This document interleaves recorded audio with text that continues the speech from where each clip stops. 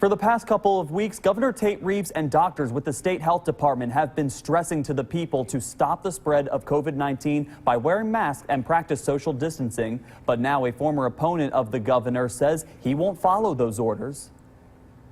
I think he's overstepping his authority.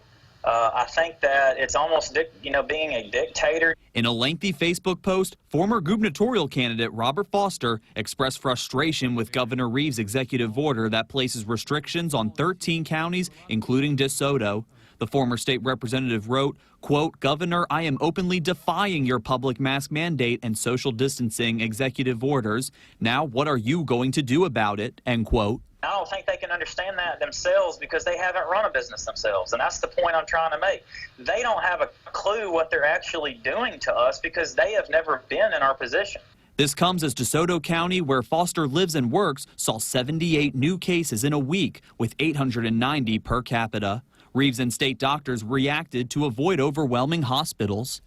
A reduction down to no social gatherings of more than 10 indoors or more than 20 outdoors. We would require that all citizens must wear masks when at public gatherings or in a shopping environment. On top of the 50% capacity rule in restaurants, Foster hit back in his post claiming, quote, "There's nothing that our government can do to stop the virus," end quote, adding going out is a personal risk. When somebody comes out to my restaurant to eat, they're making a choice. They know the risks. They choose to go out and eat in a public restaurant. So why would you punish the rest of civilization and the rest of our society and force us to not be able to live our lives? Foster did acknowledge if you are old or know you're vulnerable to the virus or live with someone who is, to stay home as much as possible.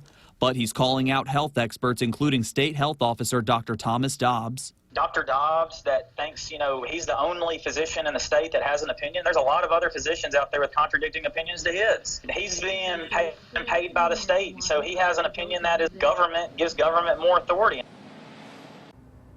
Foster continued to say if he did face pushback by law enforcement, he's willing to go to jail for his beliefs. We reached out to Governor Reeves' administration for a response. So far, we haven't heard back.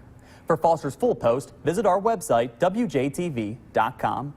And we want to hear from you online. Do you agree with his stance? You can submit your vote and let us know on our WJTV Facebook page. So far, the majority of you say yes. Be sure to leave a comment below telling us one way or the other. Beretta Mosley disagrees with Foster, saying, quote, "They're trying to save lives. The life it saves may be your very own," end quote. And Bill Brown seems to stand with Foster, saying, quote, "I'll defy it too. If it's not a law, it can't be enforced," end quote. Remember to submit your vote and leave a comment, and we may feature it on air. We're focused on what you think, and we're focused on you. Governor Reeves says the reason he turned his attention to these specific areas is due to the high number of coronavirus cases. The executive order adds additional restrictions for 13 counties considered hotspots for the virus. That order requires people to wear masks when in public places and limit social gatherings to no more than 10 people indoors and 20 outdoors. That includes house parties, funerals, parks, and other public gatherings. This goes for the following counties: Hinds, DeSoto, Madison, Harrison, Rankin, Jackson, Washington, Sunflower, Grenada, Claiborne, Jefferson, Wayne, and Quitman County. These restrictions will go into effect on Monday. To see this list again, head over to our website, WJTV.com.